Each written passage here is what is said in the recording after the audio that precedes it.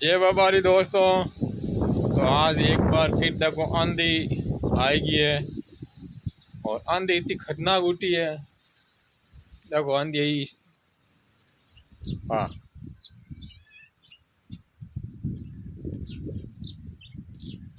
बहुत ही तेज आंधी है और जितना ही कितना खेत में ने झाड़ का बढ़िया माट मातू बस सब एक जगह भेड़ा उगा है।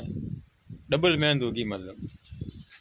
देखो झाड़ का जितना ही कितना बढ़िया सब एक जगह भेड़ा होगा। आंधी ज्यादा है, उड़ उड़ सीधा कोना में ही जावे है। एक दिन मेहनत होगी डबल अपन अब 4 दिन लाग 10 दिन लाग, क्योंकि बन फाता उधेड़ना बहुत दौरा है।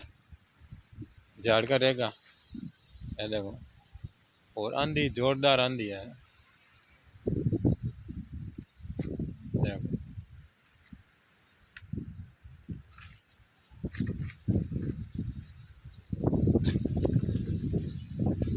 आंधी में धूड़ उठे करो की दिक्कत नहीं है।